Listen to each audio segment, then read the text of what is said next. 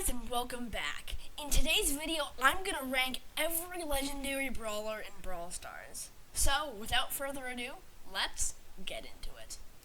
In 12th place, we have Leon. Now, being okay in the meta right now just doesn't really cut it. And that is exactly what Leon is. He can deal a good amount of burst damage, but brawlers higher can just do a lot better job at it on him than that. Having a decent amount of health, but that doesn't really do much for him either. He's okay in some game modes, but not great in others.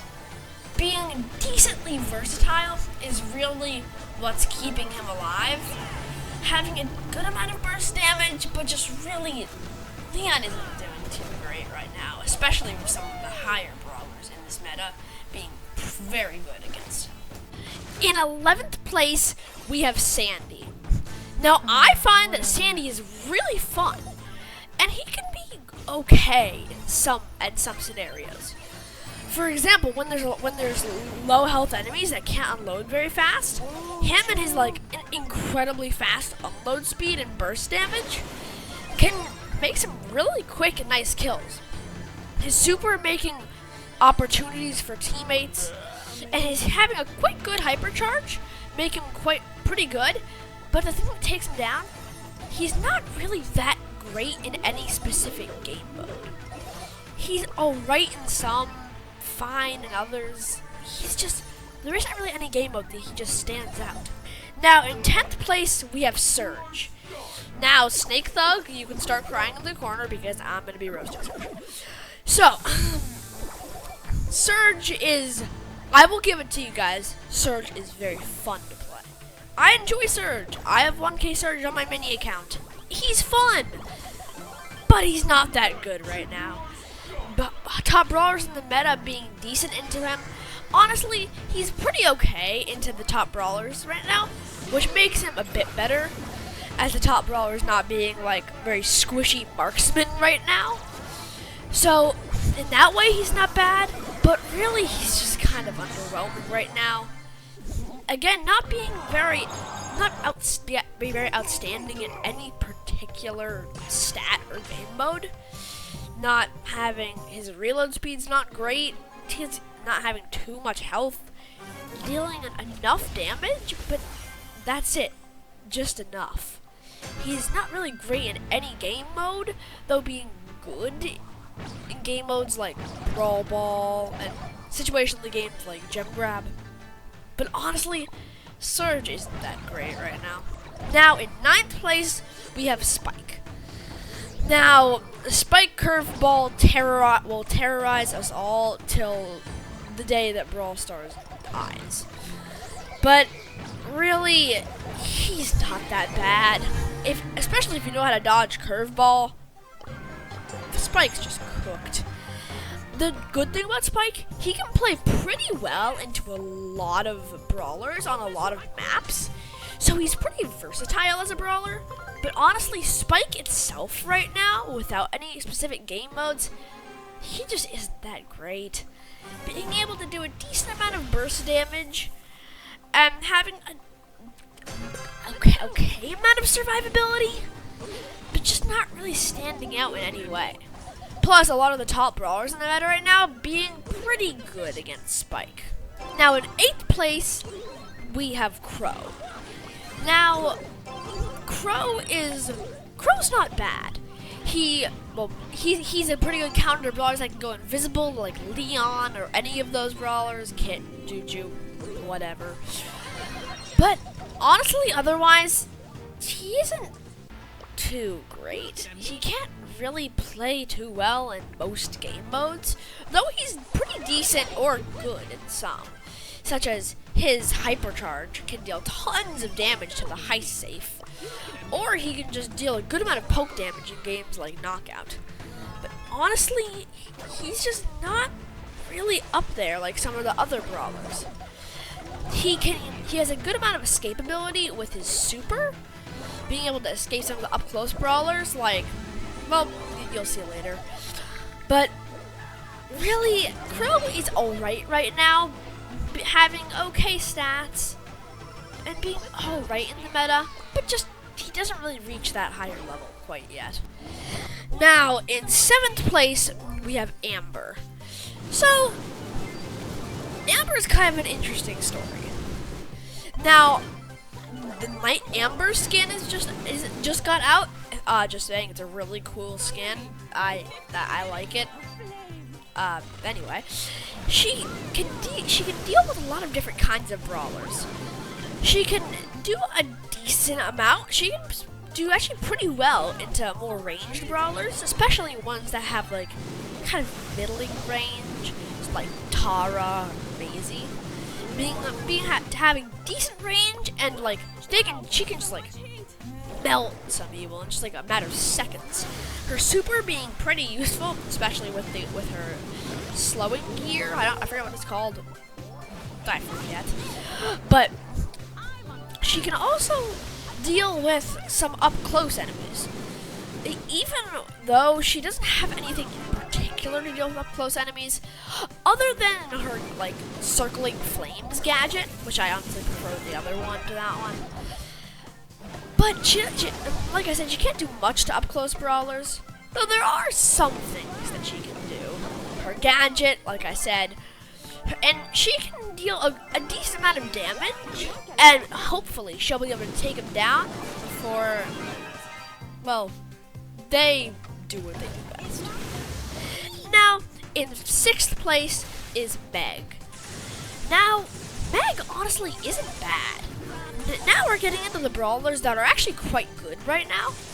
So, Meg just having a decently new hypercharge and having pretty good stats, being good against the top brawlers right now in the meta, Meg is doing pretty well. Her hypercharge having like no time, needing like no time to get ready. I think it's like, I don't know, but it takes like not very long at all. Her attacks being pretty hard to miss, so she's pretty good for new players. Her little form giving her a good amount of survivability. Honestly, Meg is just pretty good right now. Now in 5th place, we have Cordelius, a brawler who I actually unlocked from a legendary star drop, who I think is super fun and can be a great counter to a lot of brawlers.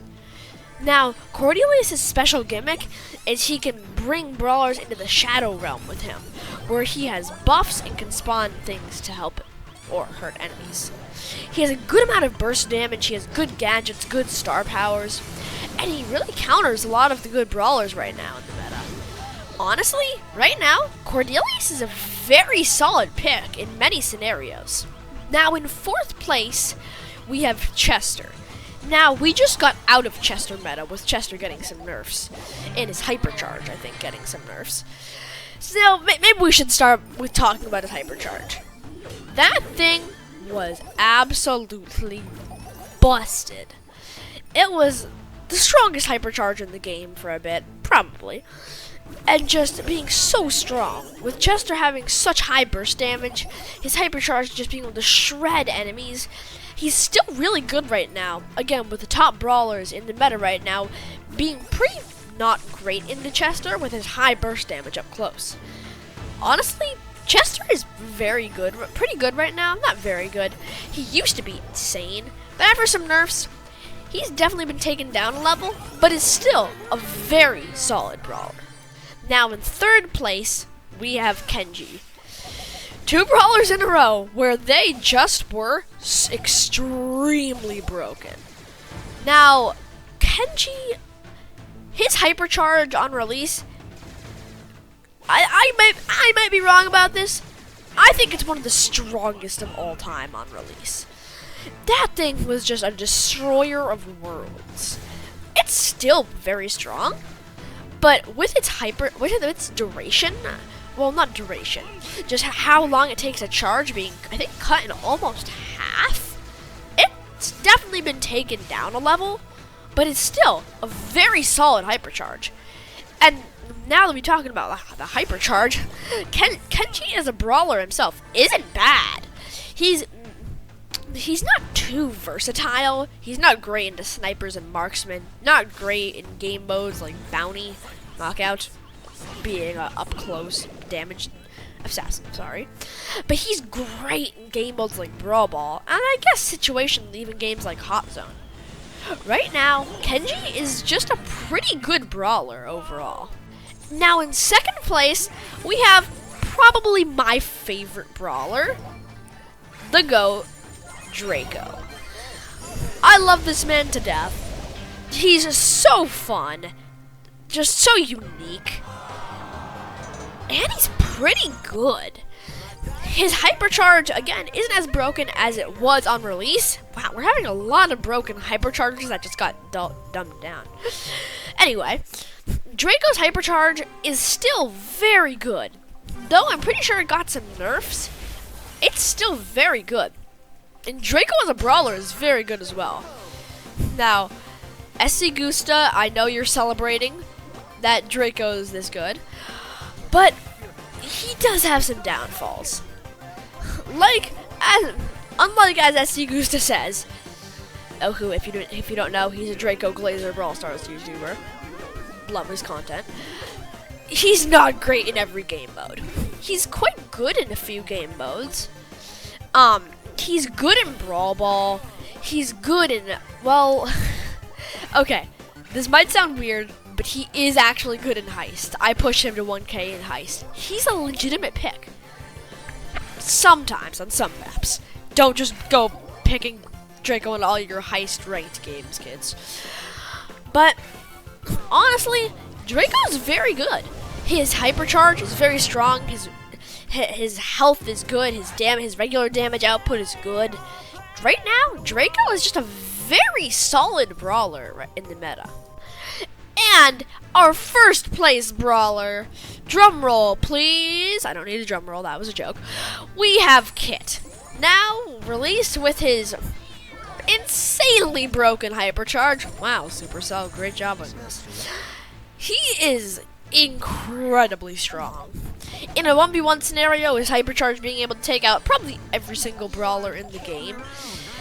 So, what his hypercharge does, if you don't know, basically what his regular super does is he latches on to enemies and keeps them stuck there for a minute, but being vulnerable when he unattaches themselves from them. Because if they're like a Shelly or a Chester that can do a lot of damage up close, yeah, he's fried. But this makes it like he can just jump on them, they'll still be stunned. He can just freely move around and just slice the crap out of them. It's incredibly broken. And his regular stats being pretty decent right now, all of him is just very good right now. Basically, Kit is just, at the least, very strong right now. And that is it for today's video. Thank you for watching to the end, if you actually have. Not many people do. But this is the finale of this series. The series that's kind of gotten my channel off the ground, and I really appreciate all the support I've been getting on these videos. So, anyway, thank you so much for watching. Like and subscribe, and I will see you guys next time.